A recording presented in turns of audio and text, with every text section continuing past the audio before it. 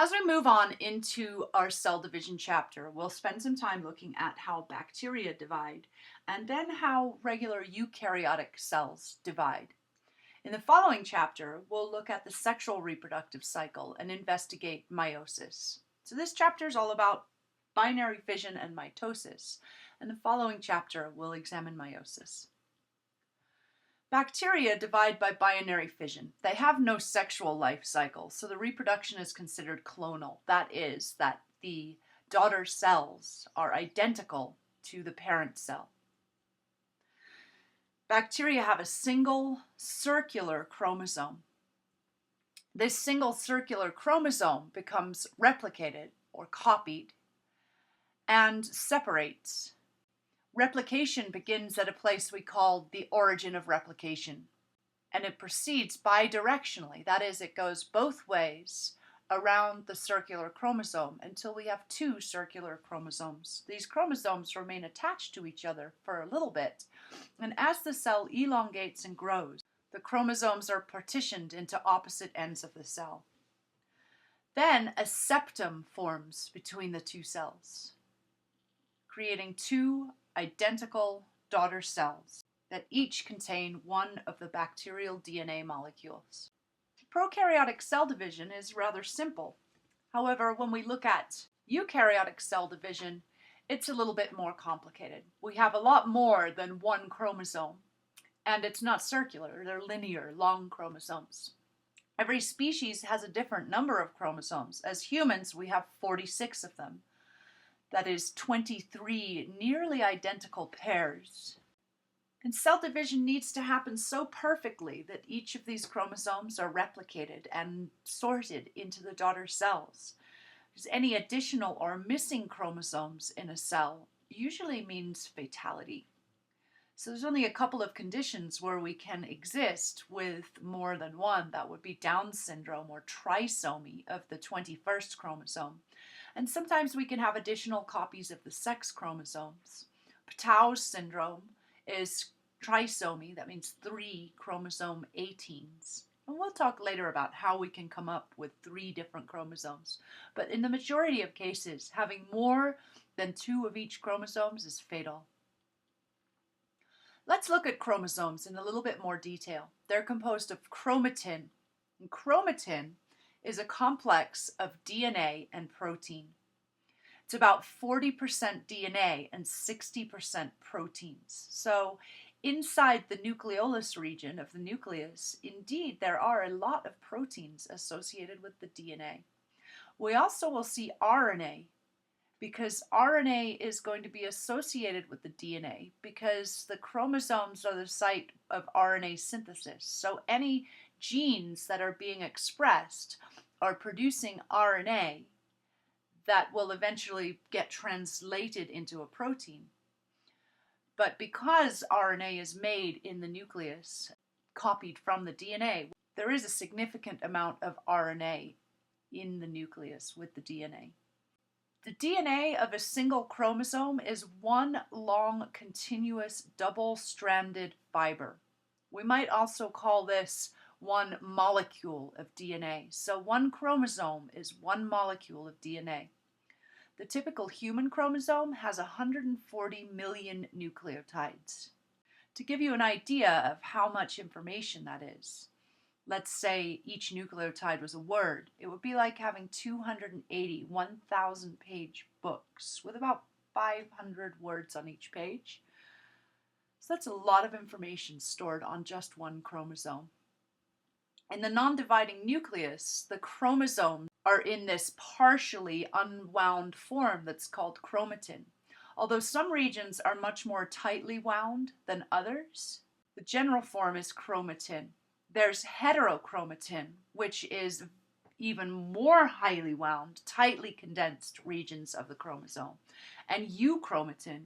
Euchromatin is the region that can be actually expressed. And to be expressed means that RNA templates can come from it, and we can make the genes into proteins that are being expressed by that cell. So heterochromatin, really tightly wound, so it can't be expressed. Euchromatin is more loosely wound, so it can be expressed, and we can see the proteins that get made from it. So what does chromatin look like then? You already know that it's a complex of DNA and proteins. Well, one of these proteins is the histone protein. Here you can see the histone core inside this structure that's called a nucleosome.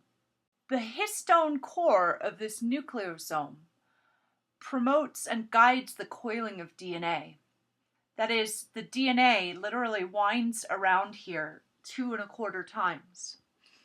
And DNA is really fairly negatively charged, and the histone core is very positively charged. And so the histone core draws the DNA towards it. The core is composed of 8 different histones, and there's one core about every 200 nucleotides. Now, the nucleosomes then wrap into higher order coils called solenoids. So essentially, you've got a series of beads on the string, which are the nucleosomes, and then those beads will coil themselves in a circular fashion, just like the helix of the DNA. This leads to a fiber that's about 30 nanometers in diameter. And this is the usual state of the non-dividing chromatin. So that is during interphase. When a cell is living its life, it's going to be wound up into these solenoids. And the solenoids are composed of nucleosomes. And the nucleosomes are DNA wound around a core of histone proteins. During mitosis, though, the chromatin needs to wind up into the chromosome form that you can see here on the left. And so further folding happens. It actually starts doing this radial looping around this scaffold protein.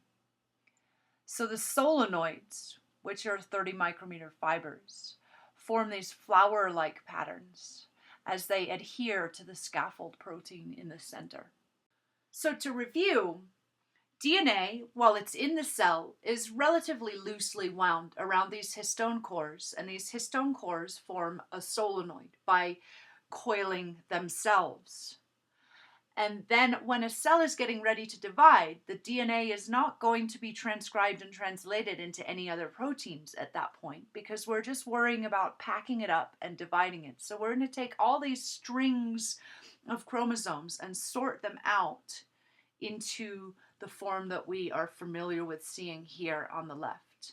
In order to do that, we form these radial loops around scaffold proteins, and the chromosome will become wound up, and it is much easier to move into a new cell when the cell divides. Let's take a quick look at all of the different chromosomes in the human body. This is called a karyotype.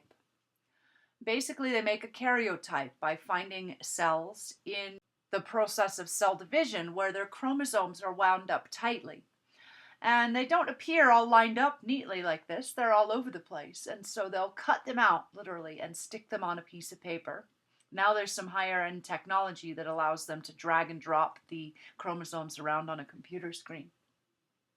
But we arrange chromosomes in a karyotype according to the size and then the staining properties and the location of the chromosome's centromere. The centromere is this middle portion where they stick together. Humans are said to be diploid, or 2N. That is, they have 2 times a certain number of chromosomes. And in humans, N equals 23. N is the number of different chromosomes that we have. So we have 2 complete sets of 23 different chromosomes, which brings us to a total of 46 chromosomes. Haploid is the condition of having 1 set of chromosomes. N is the 1 set. So again, N in humans equals 23. Only our gamete cells, our reproductive cells, the sperm and the eggs, actually have 1 N in them, 23 chromosomes. That is because the sperm will bring 23 and the egg will bring 23 in order to create a zygote with 46, or 2N. Let's say we were looking at chromosome number 1 here. Each individual has 2 chromosome number 1s. One of them came to you from your father in the sperm, and one of them came to you from your mother in the egg. These chromosomes have the same sort of information on them, like, let's say, eye color, but maybe a different variety of that eye color. We call these chromosomes homologous because they're very similar. So this is a homologous pair. A homologous pair equals two homologs. So each one of these chromosomes individually is a homolog. So let's look at this relationship of chromosomes to one another in a little bit more detail. In order to understand what's going on during cell division, we need to have a little brief introduction to replication. Replication is when the chromosome duplicates itself, copies itself. So prior to replication, each chromosome is composed of a single DNA molecule. So as you can see, here is one chromosome, and here is another chromosome. They're, say, both chromosome number 6. They are homologous chromosomes because they are alike in the material that they carry. After replication, this pair of homologous chromosomes will look more like this. So each chromosome is made up of 2 molecules of DNA. So this is the chromosome that came from your father that has been duplicated. And then this is the chromosome that came from your mother that has been duplicated. So the language gets pretty tricky. So we're going to practice with it quite a bit. We say that after replication, each chromosome is made up of 2 sister chromatids. Now, the rule about sister chromatids is they can only be called sister chromatids if they're attached to another sister chromatid. So once these two separate during cell division, they become chromosomes again. So here we have, think about this, to describe these chromosomes as a homologous pair, then what are these? These two are a homologous pair. However, they're different. How do we describe the difference between the homologous pair over here and the homologous pair over here? This is where the language of chromatids comes in. This homologous pair has chromosomes that are each composed of 2 sister chromatids. So that's one way we can say it. Or we could simply call them replicated homologous chromosomes. Each replicated homologous chromosome is held together in the center by some cohesin proteins. Cohesin, like cohesive, it sticks them together at the area that we call the centromere. So the centromere is not always in the center of the chromosome. Sometimes we'll have them towards the tips or in an uneven place. So the arms of the chromosome are not necessarily equal. However, chromosome number 1 will always have its centromere in the same place as any other chromosome number 1. So let's take a look at this again and see if we can diagram it in a very simple form. So we have 2 chromosomes. Both of them are, let's say, number 2. This one came to you from your mother, and this one came to you from your father. And then you were a zygote, and you developed into a whole human being made up of many, many trillions of cells. Each time the cells need to divide to generate more cells, like your skin cells as they slough off and regenerate new cells, the chromosomes have to wind themselves up into the form that we see above. But before they do so, they copy themselves, they replicate themselves. So it's almost like they make a complete Xerox copy.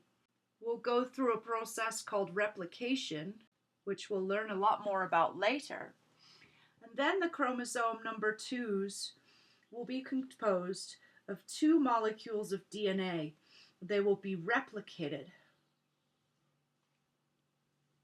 And so they will each have 2 sister chromatids. This is still the one from your mom. And this is still the one from your dad. but they've been replicated before cell division. Then they'll go through the phase of mitosis, and you'll end up with 4 individual daughter chromosomes, each of which will go into a new nucleus. So the language, again, what are these? These are a homologous pair. After replication, what are these? They are also a homologous pair of chromosomes. But how do we say that these ones are different than these ones? What's the language? These ones are made up of 2 sister chromatids, or they're replicated homologous chromosomes. It may seem like I'm spending a lot of time on this, but it's so important to get this language straight before we can go on and speak about cell division. If we don't know the language, then we're not going to understand what's happening in that process.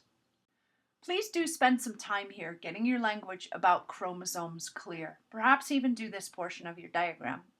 And we'll move on to look at the cell cycle. The cell cycle is the cycle of life for a cell. So cells go through their in-between division phases and then their division phases. You probably are familiar with mitosis being the cell division phase. However, the cell has a life when it's not dividing, when the DNA is unwound in its chromatin form and is being expressed as all the different proteins that the cell needs to make. This phase we call interphase. It's in between the division phases. So during interphase, we have 3 big sections. There's G1 or gap 1 phase. There's S phase or synthesis phase. And then there's the G2 phase.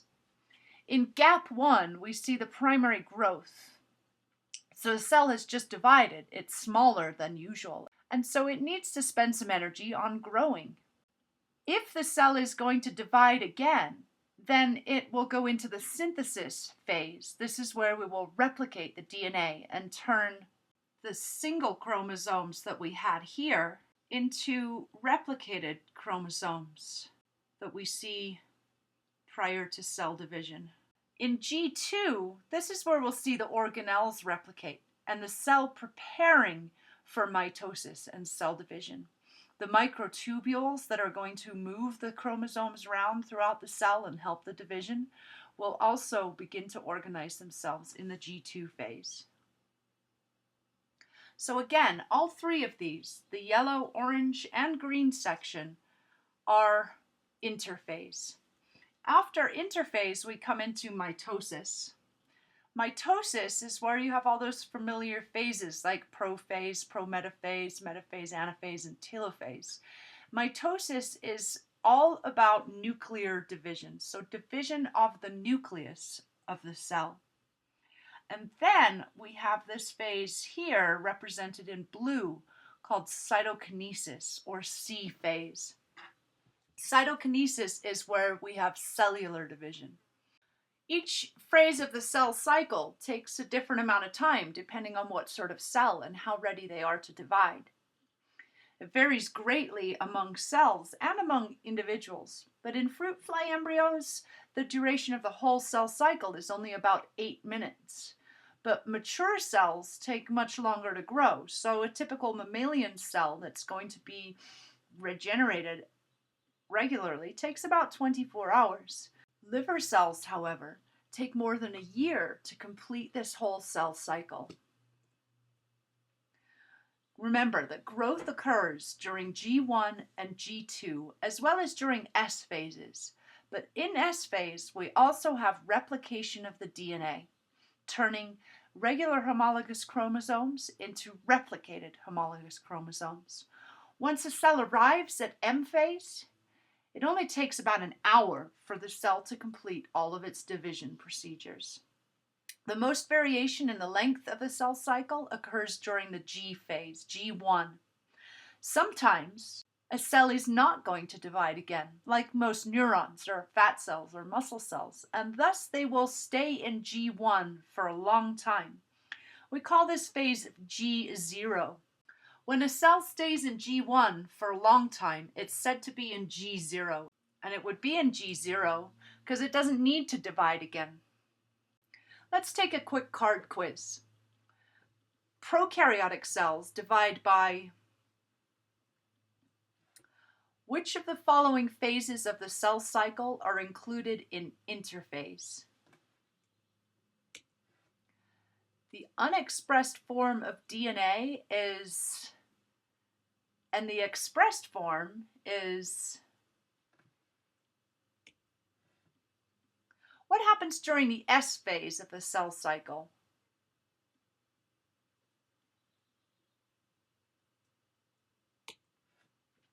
Where would a researcher find histones?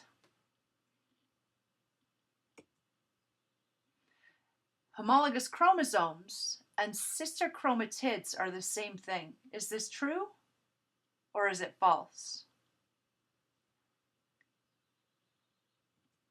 Here are your answers.